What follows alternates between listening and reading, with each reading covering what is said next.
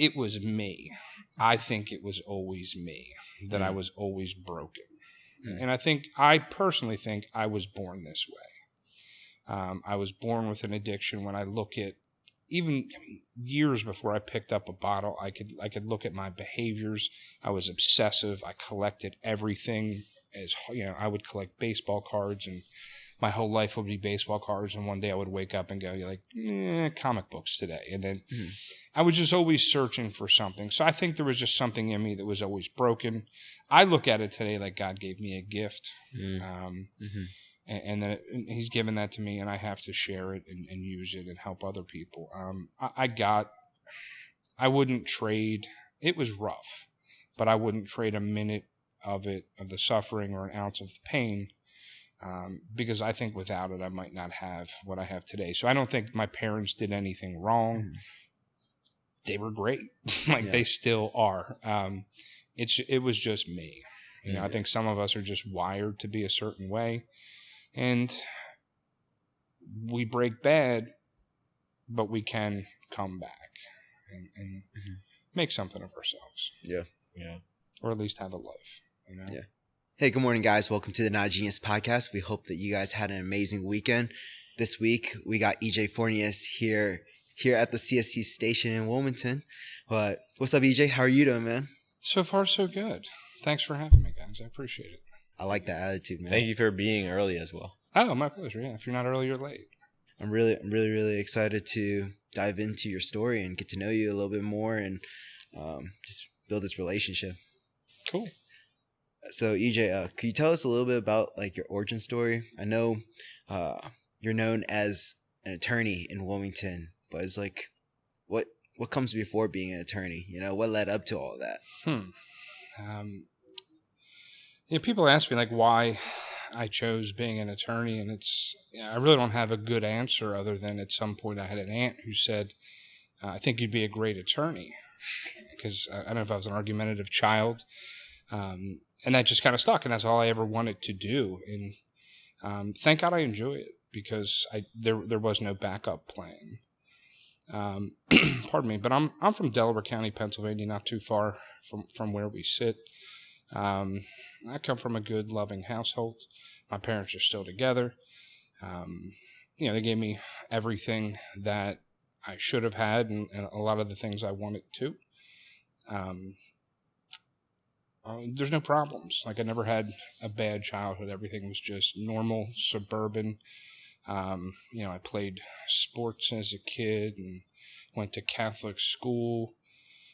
That really didn't take, even though when I look at my life now, and there's a lot of people, including my parents and teachers, that tried to tell me and teach me what was right and how to behave and how to act as a man and a Christian. And honestly, not much of that took at that point.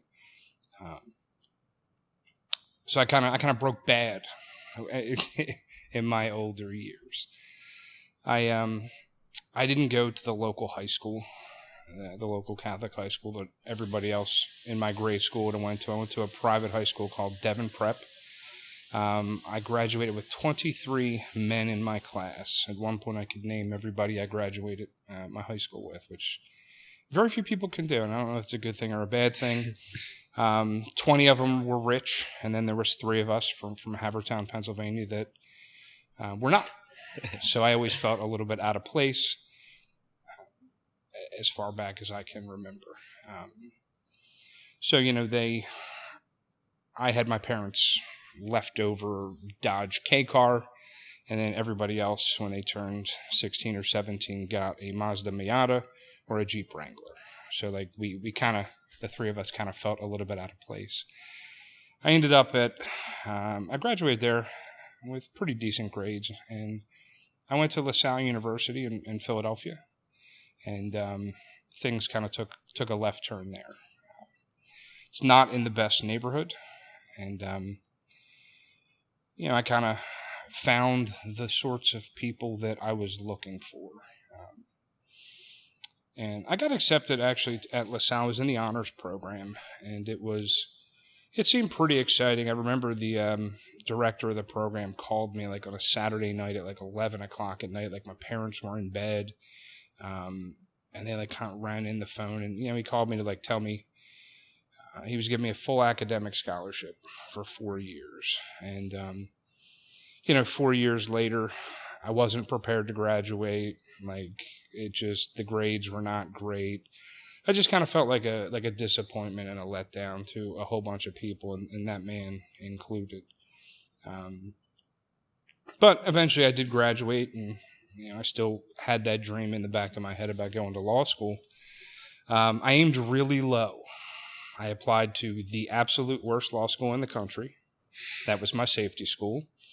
I applied to a school in Boca Raton, which I got into. And as high as I aimed was Widener, which is in Wilmington. And a lot of Delaware lawyers here are Widener graduates, and it's held in a higher regard in Wilmington than it is in the rest of the country, I'll say that. But it was still like a bottom-tiered law school. So I got into all three, and it just kind of made sense to go to Widener. And off to Delaware I came, which I don't think I'd ever driven through more than once or twice in the 23 years prior to that.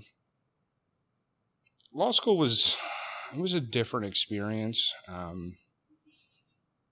It's different than college to the extent that I only was in class 15 hours a week, which was the same, and they only have final exams. So you have all this free time, and you can do as little or study as hard as you want throughout the year. And I did nothing for 6 or 7 weeks and just kind of chilled out and relaxed. And then at about week 7, we had like these, I think there were 13-week semesters. So basically halfway through, I would just get serious and work like 12-hour days. And I did pretty well. I was kind of a quiet kid. I didn't have any friends. The problem was, for me, I developed a bit of an alcohol and drug problem in college. And, I thought law school, I didn't really know what was wrong with me.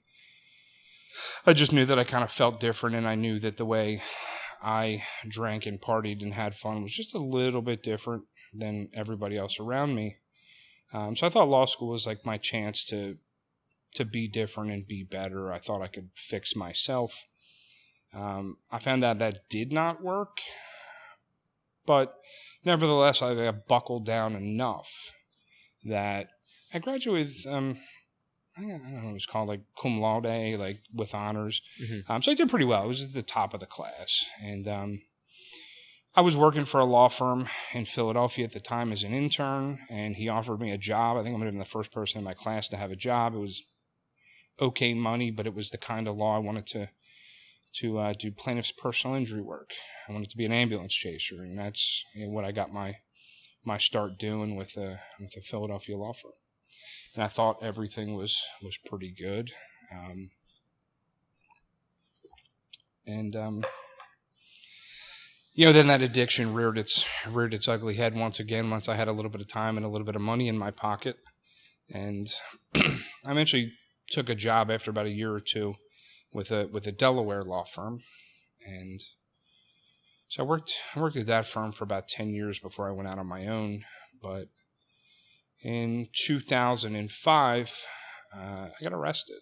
I got arrested for a DUI, and it was in New Jersey. I forget exactly where, but the windup was I got court ordered to go to a 12-step fellowship, and that's where my life changed.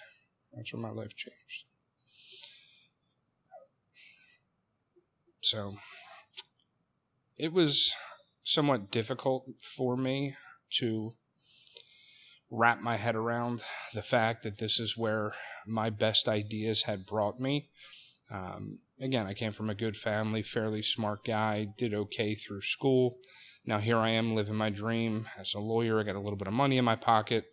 I'm driving a 5-year-old Lexus, but to me it was a Lexus nonetheless. And I owned a condo in Trolley Square, and I thought if I had all that stuff that I would be happy, and I wasn't.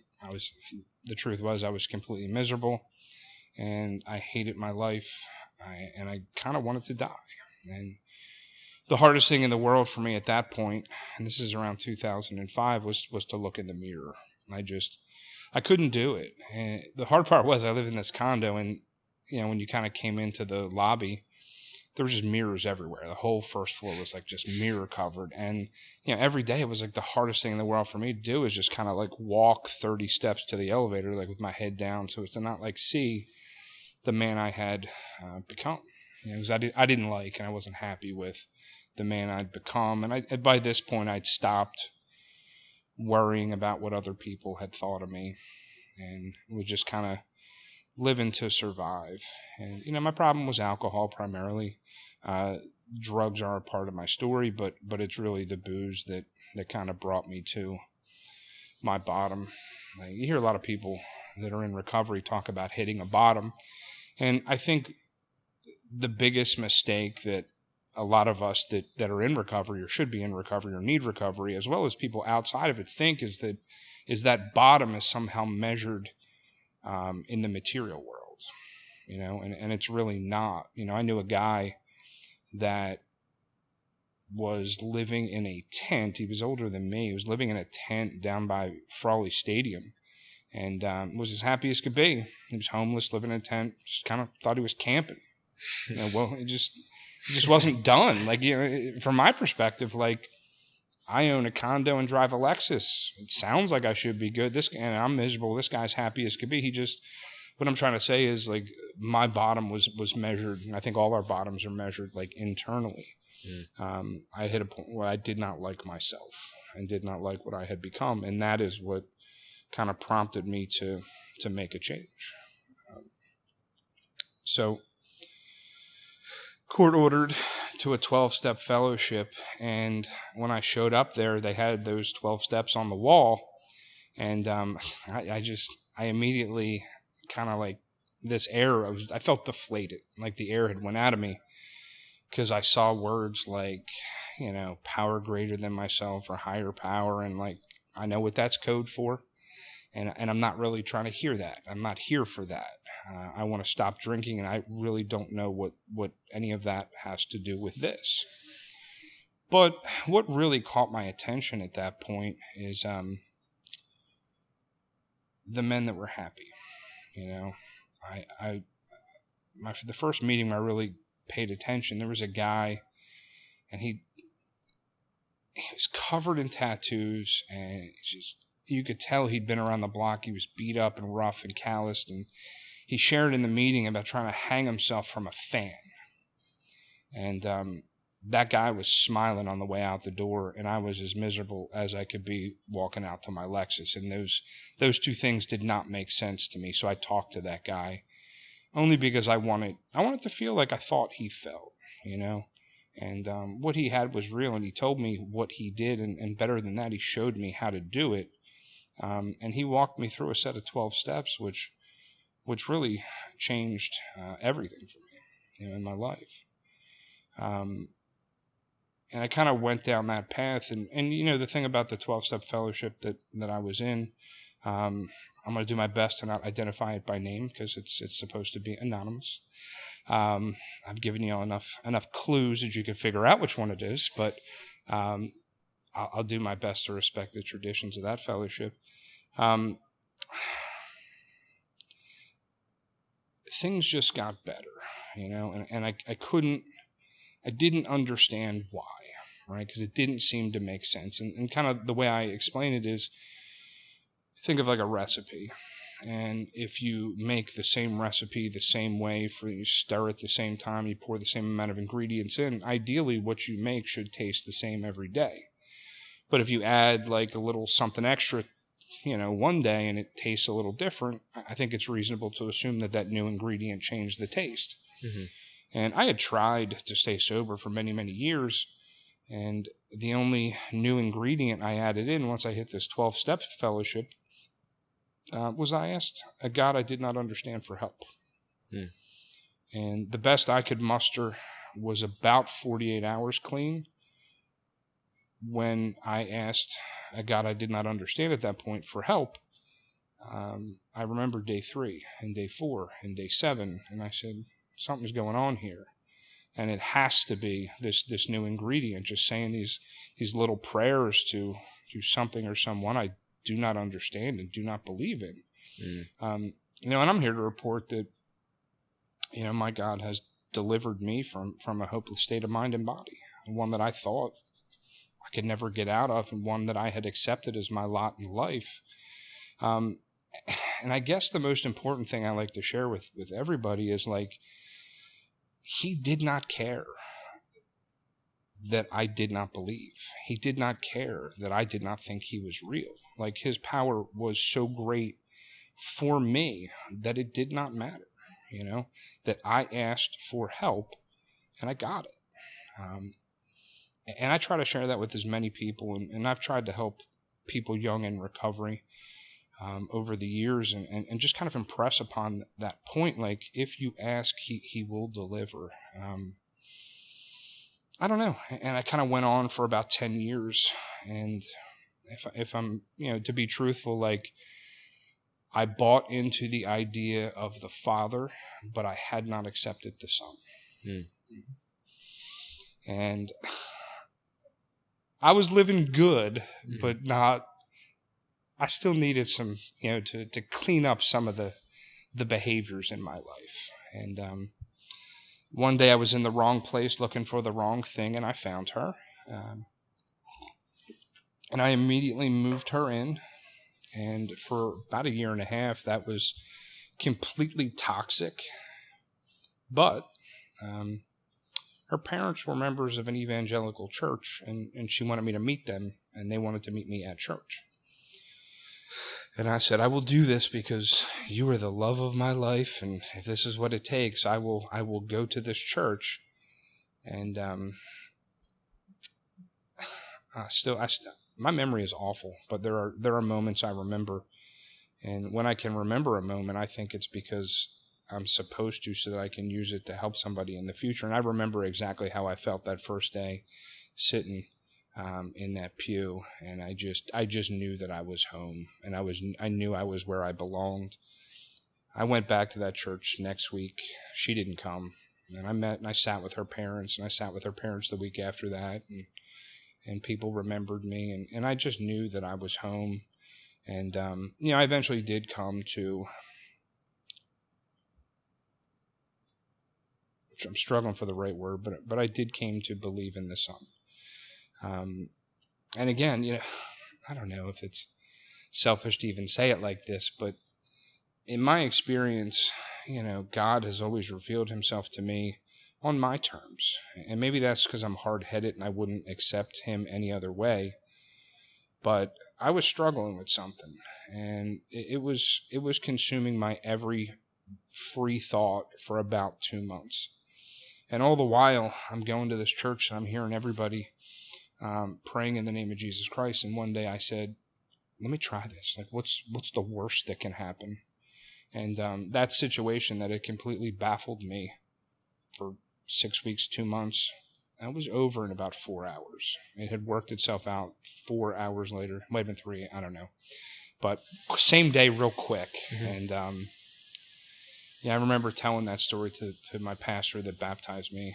And ever since that, I stayed in that church for a while, and truthfully, we had a falling out over COVID.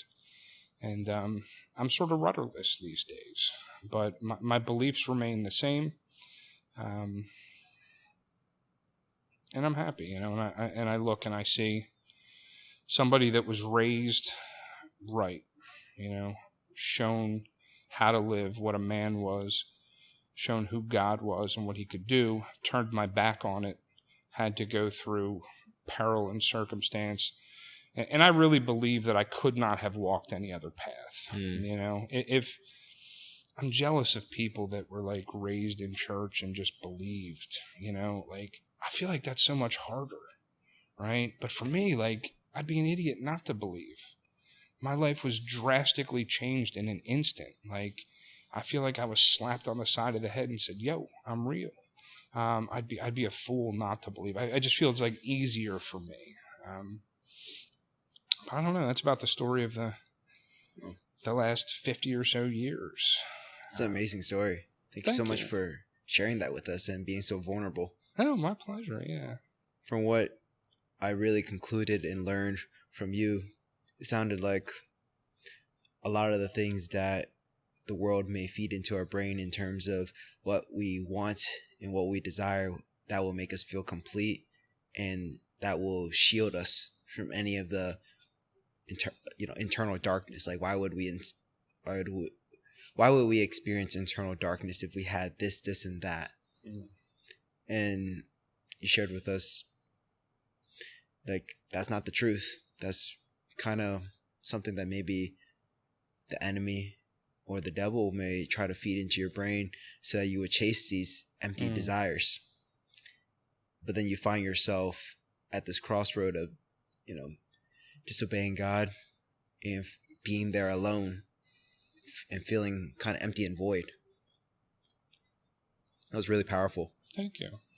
When you were in college or when you were younger, who were you aspiring to be when you grew up, or who were you working to become? I think like most kids my age, I wanted to be, I first wanted to be Mike Schmidt or one of the members of the Phillies back in the 80s. As I got a little older, truthfully, I did not have anybody that I wanted to be. I never really, until you just asked that question, even thought about it. Now I'm just kind of wondering why. But I never, I always wanted to be rich or famous or something like that. I don't know why. Other than that's maybe what society taught me, or maybe what I took from it. I don't want those same things today. I can tell you that. Yeah. You said when you moved to Philly for college, you found the people that you were looking for. What, I guess, attracted you to those people? Was it that outcast feeling that you had when you were going to the high school? Yeah, I think that it was. I think that it was the I don't belong here. I'm some sort of outsider. Something's different about me. I'm broken internally. I sought a solution from that, and I found it in the bottle. In college, it just, basically same group of people. There's just more of us because it's a bigger playing field. And I just found those people that were dealing with their issues the same way that I was, and we kind of dove to the bottom together. Yeah. Do you remember your feelings back in college, or at that age were you not very in touch with your feelings? Is that something that developed over time, or what was your concept of like these feelings back then? I can tell you I'm definitely more in touch today, and even more so now than I was 18 months ago. But back then it was just a lot of attention-seeking behavior, and I didn't know what was wrong with me at that point. I didn't know that there was something wrong with me. I just, thought maybe it was just different somehow. But I do remember nights where I would just absolutely do things completely for attention, whether they were, funny and running around parties naked, or just playing sad music and holed up in my dorm room, but like with the door open so everybody could see I was completely miserable, like just stuff like that. I don't know, I don't remember. I just know that I was rarely happy back then. Dang, I'm just trying to like process all of that, because you started off sharing how you came from like a very loving family. You've had like everything that you ever really wanted growing up, and your parents did everything that they possibly could. So it's just like, I'm trying to take it in and think about if I were to continue to raise my kids someday and pour into them, like how could I love them even more, that maybe they wouldn't feel the way you felt, like, is there a way that in which you could have, you could give me advice, like if I were in your parents' position, I don't have any advice because I'm not a parent, but hopefully yeah. this addresses and allays your concerns. Like, it was me. I think it was always me, that I was always broken. And I personally think I was born this way. I was born with an addiction. When I look at years before I picked up a bottle, I could look at my behaviors. I was obsessive. I collected everything. I would collect baseball cards, and my whole life would be baseball cards. And one day I would wake up and go, comic books today. And then I was just always searching for something. So I think there was just something in me that was always broken. I look at it today like God gave me a gift. And then he's given that to me, and I have to share it and use it and help other people. I wouldn't trade. It was rough, but I wouldn't trade a minute of the suffering or an ounce of the pain, because I think without it, I might not have what I have today. So I don't think my parents did anything wrong. They were great. They still are. It was just me. I think some of us are just wired to be a certain way.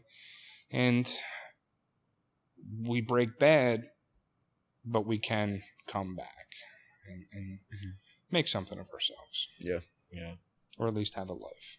Yeah. I guess I only feel that way because I'm always the one trying to be the leader that takes responsibility or take ownership of even the worst scenarios and situations of why people are falling apart. I'm just like, oh, it's my fault. But sometimes it is it's what's going on inside of them, in which the best that we could do is support them through it, right? Sure. Yeah. Somebody once told me, never deny anybody the pain they need. And that's always stuck with me, because I think pain, they say pain and joy are two motivators. For a guy like me, joy doesn't do it. It's mostly pain. I'm going to sit right here until it's too uncomfortable, and then I'll move. So, yeah, I wanted to act the same way. I want to help everybody, especially those that don't have it like I do. I just want to help you and free you from your pain. And sometimes that's selfish of me, I don't want to deny you. I don't know. I do the best I can and still screw up a lot. But yeah, I think if we were motivated with love, it really can't be that wrong. Yeah. So you said that you were struggling to look at yourself because of who you had become. What exactly was hard for you to see in the mirror? My eyes. I had physically didn't look great. But my eyes, I distinctly remember one day I stumbled into the bathroom, put two hands on the sink, and I just didn't recognize the guy that was staring back. There was just something in my eyes that was dead. So I did not, and I think a lot of it was also shame. I didn't want. I know what I'd done. I knew what I was about to do. I knew what I would do tomorrow. And I was embarrassed, and I didn't want the world to know. I would go out and drink, and I had a close group of friends. We would go out every Thursday night. And, as it got worse, I would go out but not drink. And they would say, man, you're doing good. But I would say, oh, everything's good. And then the minute I got home at 1 a.m, then I would start. Because I wasn't going to not drink. That's not an option. I just didn't want you to see the way I did it. So there's definitely a lot of shame there. At what point did the shame and the struggle of looking at yourself in the mirror kind of go away, and how did you progress to that point? So by the time I got to that 12-step fellowship, I remember the third day. It was still rough, but I knew something was different. By that first week, it was a Friday.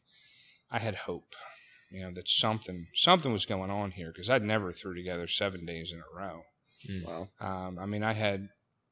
I was scheduled to have a jury trial, my first jury trial, which is the biggest thing a trial lawyer can do. And it was, it started on a Monday, and here it is Sunday night, and I'm don't drink, you can't do it. And I ended up getting hammered. There was just, no matter how I wanted to act, it just took over. But I don't know. I kind of went off on that. I'm sorry. Tell me the question again? Yeah, no. I was talking about at what point did the the pain of looking at yourself, or the shame of looking at yourself in the mirror, when did that go away, and what did that progress of building up to that point of being confident of looking of who you had become? So, like, when I step back and look at what the 12 steps designed to do, they're really to break you down and build you up. So it was definitely somewhere in the first 2 months for me of getting clean that the shame started to go away. One of the promises we have is like, we're not going to regret the past nor wish to shut the door on it. So that stuff's there. I can joke about it. It might not be funny to other people, but like, it's something that happened I can't undo. It's just not going to eat me up and not define who I am as a person today. But I would say sometime in the first 2 months, I wasn't really conscious of it, but I got hopeful and I got excited and I wanted to help other people feel that way within the first 2 months. So what was it like? It sounded to me like you were still, even though you had this problem, you were still successful with what you were doing.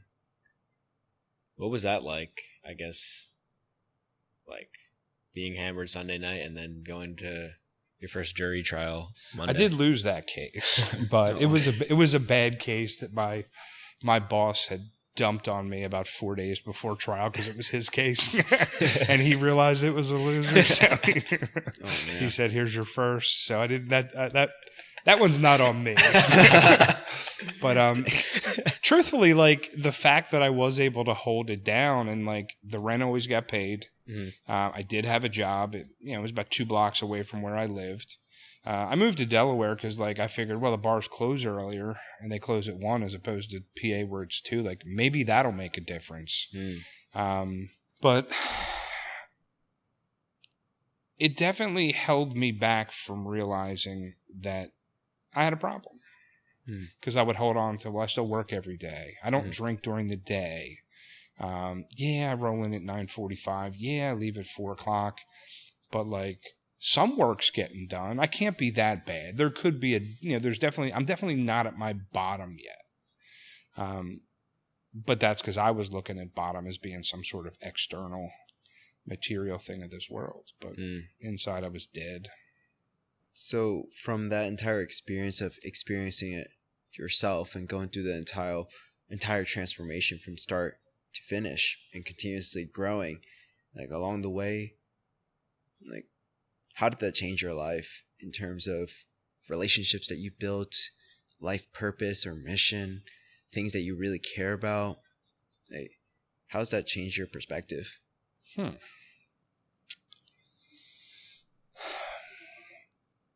guess the biggest thing that it changed is I feel like I was given a purpose. And that purpose being, I believe I'm here, and I believe we all are here to help others and get through this thing called life. I'm the happiest when I'm able to do for somebody else. So I feel like, at least in terms of my perspective, that has changed. Now, it's often a challenge to be a lawyer and be, principled recovery or principled Christian. It's those, the boundaries don't always like overlap as to, sometimes I have to, I don't know, it's just hard. It's from time to time. And that was a new thing because before all of this, I didn't care, I had no problem lying if it was in my client's interest. I had no problem doing something dishonest if it was in my client's interest. I guess now I have a sense of integrity. I don't really care I've never cared. Well, that's not true. Since I got clean, I never really cared what people think about me. The only thing I've ever wanted in terms of a reputation in the local legal community is I don't want anybody to ever feel like, well, EJ and I had this conversation, I better confirm it with a letter because I can't trust that guy. I want my word to be bond. I'm not always the most responsive. I'm not always going to get back to you. But if I say this, you can take it to the bank that I'm not going to change my mind and do you dirty later.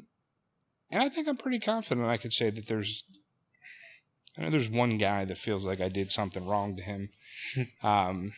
But truthfully, he was unprepared, and I just kind of played him within the rules. But I don't think I think that I have integrity, and that is the thing that matters to me. Where 20 years ago, I couldn't have spelled it. Could care less. It was about money, results, prestige. But now I care about that. Do you think that having less integrity could get you further in your career? In certain circumstances, I tend to think, especially in a place like Wilmington or Newcastle County, I think having integrity will get you further. Based upon the size of the community, there's not a ton of us. And I want people to think like, I can trust EJ, or I can refer, I can't handle this case, but I can trust EJ to, handle this case. I can pass my client off to him. He's not going to screw it up, and he's not going to be dishonest. So I think in the short, there are situations that lacking integrity would help, but I think in terms of a career, having integrity has served me well. Mm-hmm. That and being lucky, Really? That is the other thing. What do you mean by that? I say lucky, but I don't mean luck.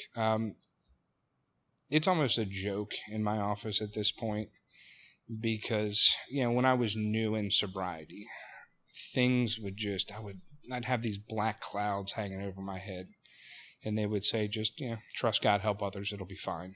And that's what I would do. And it was always fine. And, when this happens over and over and over and over again, you tend to rely on it. Hey, you know what? It's going to be okay. It is going to be okay. And now I just laugh about it because, there's times when it's not great. I know I'm going to be okay. And boom, something happens. I was just telling a story the other day.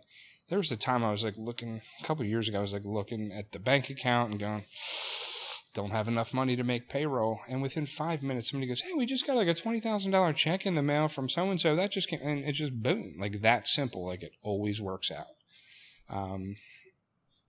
Coincidence? I don't think so.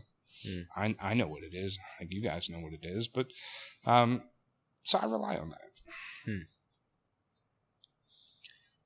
So what are the challenges nowadays in which you're encountering? I know one of the biggest things that you've overcome in your life was overcoming addiction and getting to this point. So there's a lot of things in which can knock on the doors and put you back into a dark place.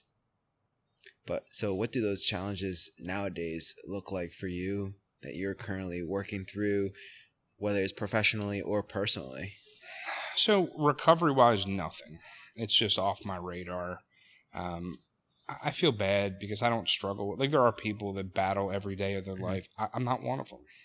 I was delivered. It's not a problem.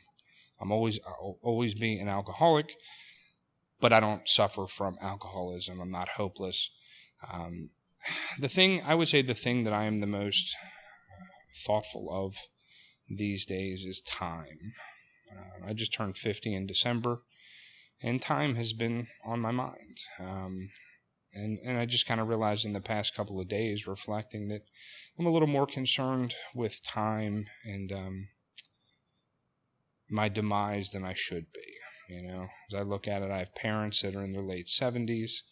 I see them starting to slow down, and thank God they're 78 still out there playing golf, and I think they both have good genes, and I hope I'm as active as they are at that age, if I even make it to that age. But I just start looking at the end. Best case, I look at it like probably about 2/3 of the way through this thing called life, and that's a little scary to me. I'm not gonna lie. And it's put some things in perspective. It made me realize some of the things I lack in life. And I'm kind of in the middle of trying to sort through those things and make some steps towards achieving the things that I want and don't have. Mm-hmm. So if you say you're 2/3 through the way of your life, it's say 25 years. I think you're going to make it way more than 25 years. But say like you only have 25 years left to live your life. What do you want to accomplish? What do you want to do? What kind of life do you want to build with the remainder of your life? All right, I have one selfish thing, and this is kind of like on me. As a kid, this is always something I wanted, and it's kind of topical, but like I want the baller house. Yeah. And I lived in a condo for 15 years, and I finally moved, and I said, not yet. It's not.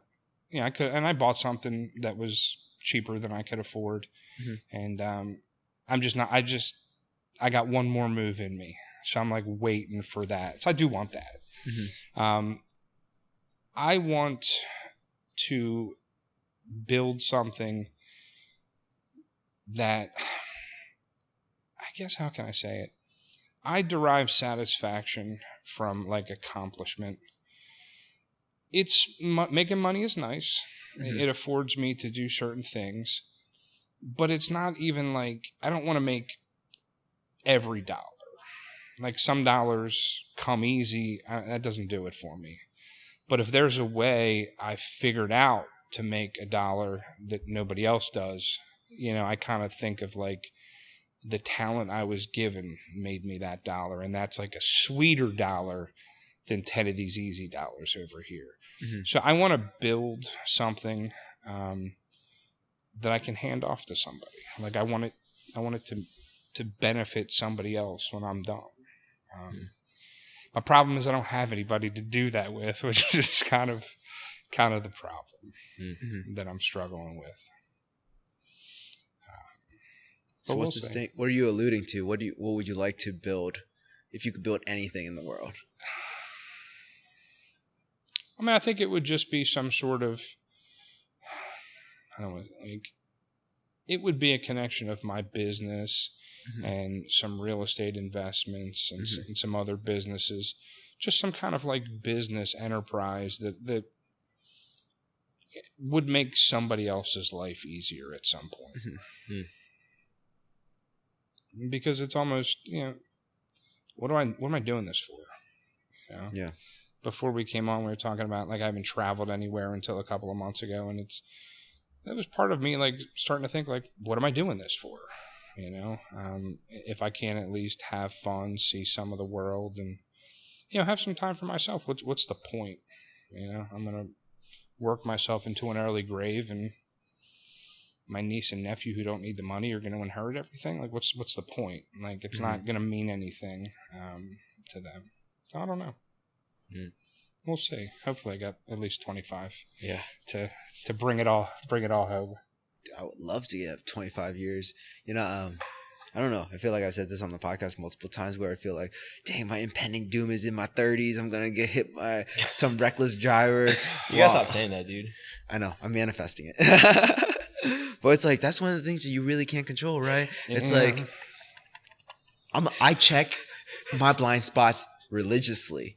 I will look in my rearview mirror. I will check every single mirror, just making sure, keep my phone down, trying to be as, as responsible of a driver as I possibly can be, because this is one of the things, hey, I can control what I'm doing. I can't control what other people are doing. True. If somebody's going crazy behind me, I'm going to see that. I'm going to pull over to that shoulder, and then I'm going to watch it happen. And it's like, maybe, hopefully, like, no one gets hurt, but it's like, somebody's speeding like crazy from behind me. Like, I don't want to be involved in any of that. It's like, you're more likely to die from a car crash than you are from a plane crash, or falling out of the sky. True. Way more. So that's why I'm trying to fly a lot more. But to that, I'll counter with, what's easier to survive, a plane crash or a car crash? Oh, definitely. Car crash. And it's like, we need to have indestructible cars. Maybe that's the next thing. We had them. Yeah, now we just, they weren't any good. Right? Yeah. We had all these big cars in the 70s and 80s are all metal. And they didn't bend and fold into They places. didn't bend, but what it did to the forces on the passengers. Yeah, the people on the inside. Right. That's why they all crumple as soon as you tap them. That absorb all that energy. I guess so. That's why cars compressing is actually a good thing. It is. Yeah. Well, we need an indestructible car that also has like Yeah, we got to put them both together. marshmallow pads, that just like eject out. It's like we need airbags that have like 100% like what's it called? 100% safe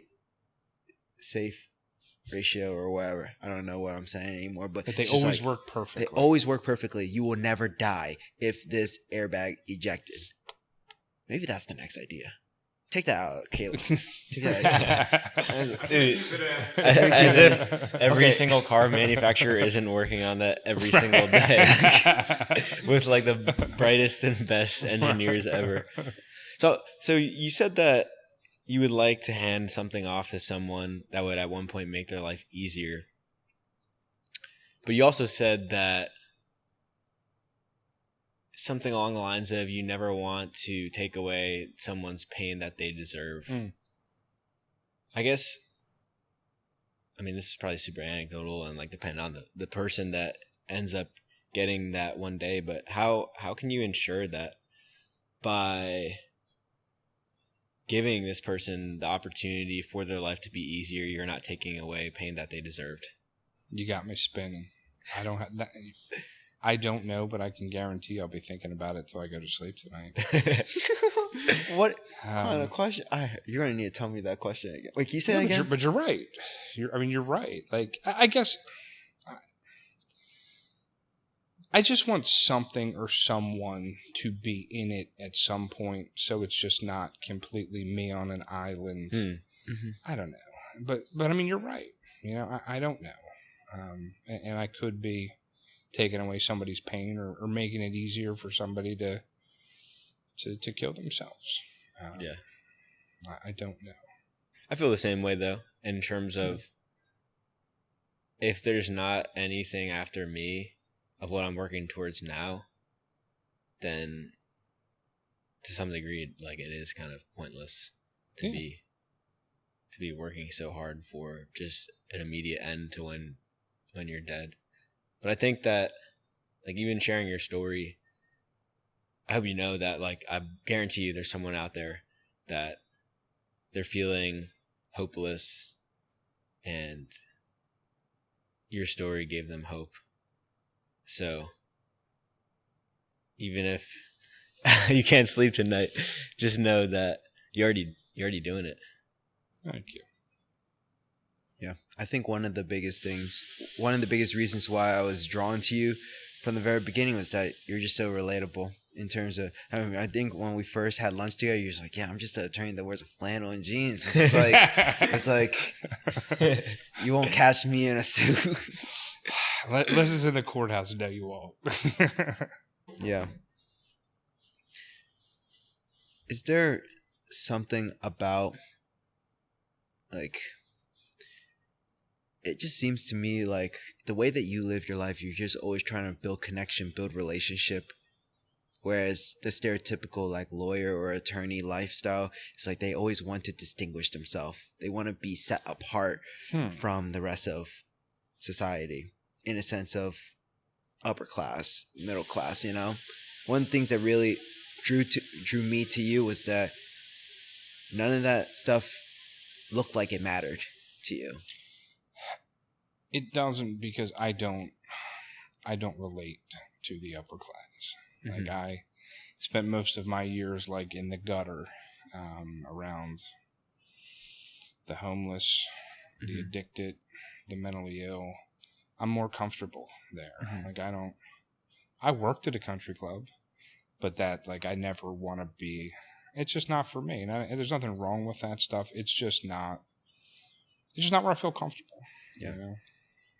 Would you say that there's a correlation tied to people's insecurities of how they feel or who they actually are, and they try to cover all that up with their money, with their luxuries, their worldly possessions, to the point that that's all you can judge them by, and not actually by their true character and who they are? That's pretty interesting, and I'm thinking about some people that I know. Right. I know some people too. I know some people in commercial real estate. It's just like, oh, I've been in this since my dad's been buying houses, my dad's been buying commercial buildings. He got me into the business, and I'm just like, is this all your life is? Just buying deals and having tons and tons of assets on your balance sheet? So And, let me say it like this, right? There, so I got my start, and I still do a lot of personal injury work, and you get courted by doctors all the time, and the doctor, and they would want to take you to lunch, whatever, and that's cool. I'm always down to meet a new person. The doctors that I would not send any business to are the ones that would talk business the whole time. I don't have any interest in that, but like, let's go to lunch. Like we did get to know each other and blah, blah, blah. Like we'll get to business at the end, or it just comes up like organically, but I don't want like your sales pitch. It's just not interested. So I do think that if that's all you have, that you probably are covering up on some, there's a reason for that. There's some stuff, you kind of don't want people to see what's going on inside because you're probably not all that comfortable with what's going on inside. Yeah, I'm watching these like movies on Netflix and just seeing like people's lives who may work in corporate law or whatever, and they have the money, the house, the family or whatever, but they work the 100-hour weeks. Just like from your experience and what you've seen, like how fulfilled do you think some of these people are? No, not at all. You can't be. Like, would you say, like, if you were to put a percentage on this, like, based off the people that you've met, it's just like, just from your own personal experience, the people that you've met personally, it's just like, and you've gotten to know them over a long period of time because you've been in law for so long.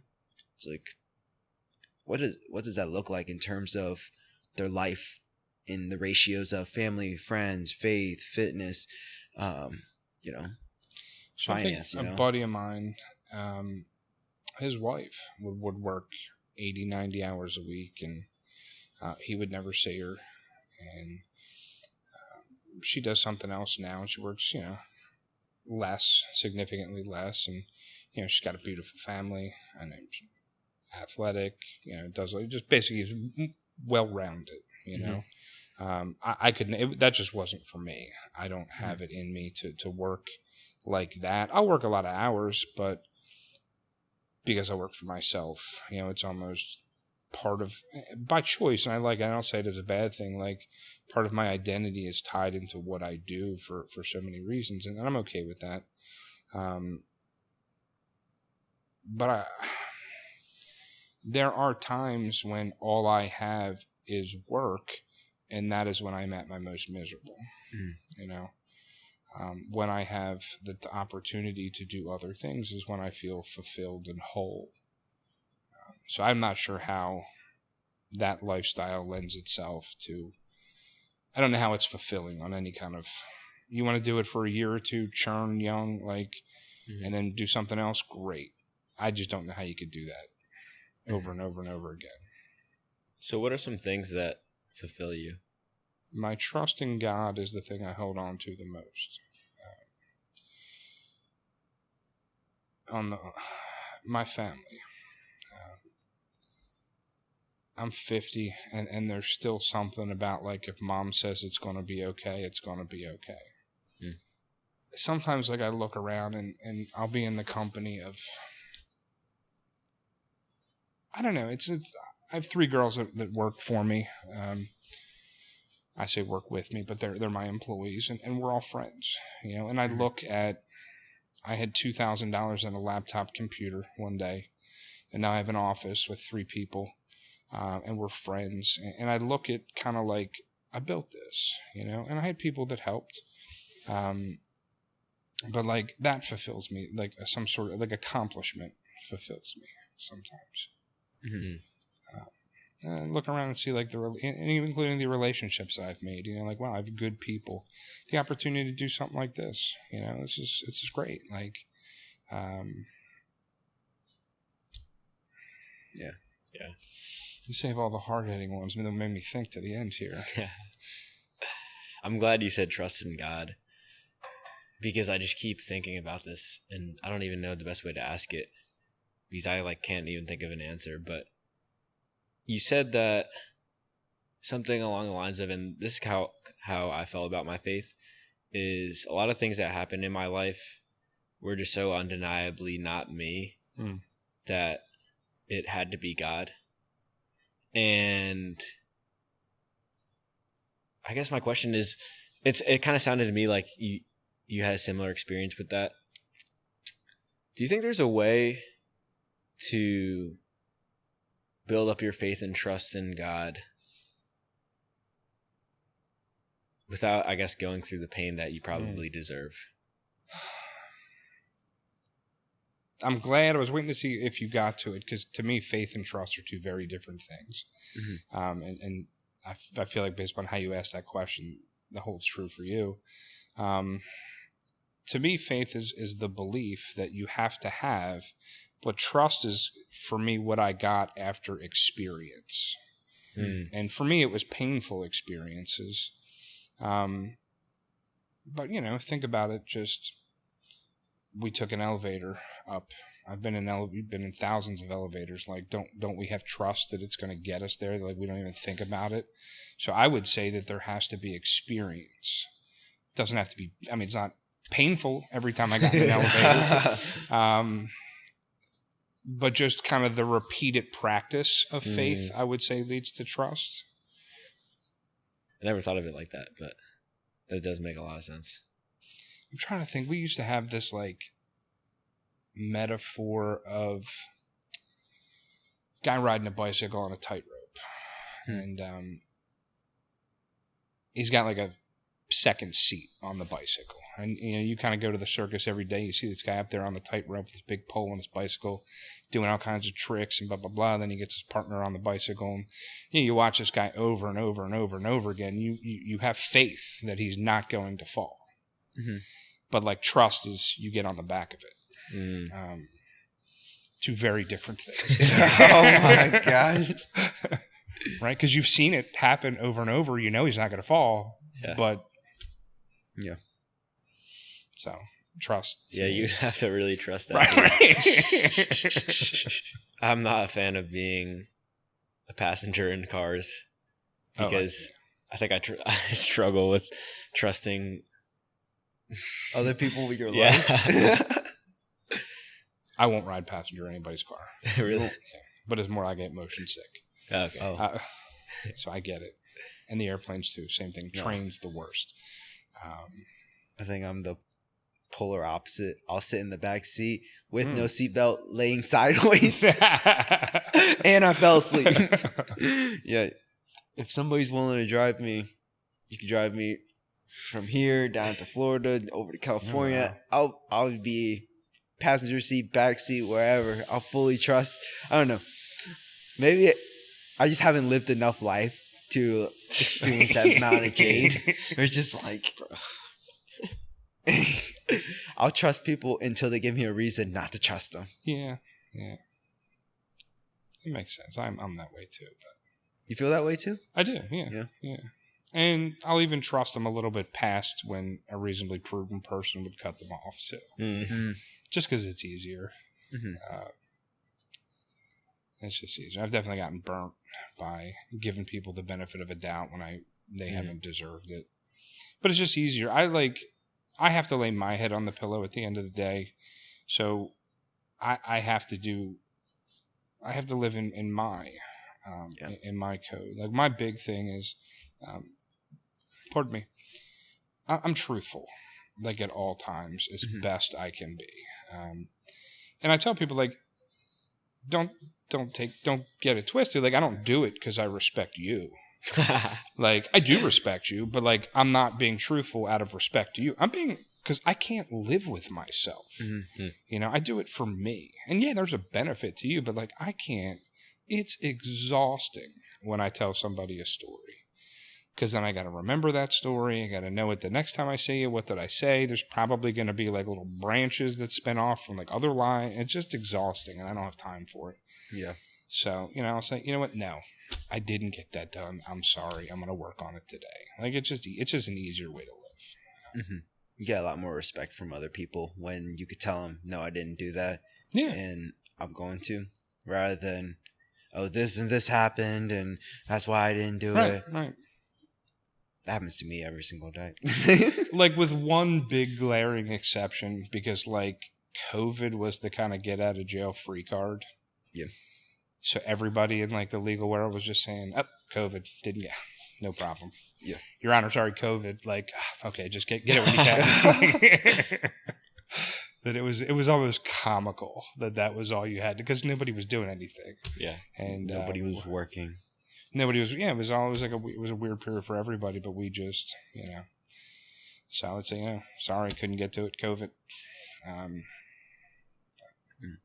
That's over now. So back to back to work.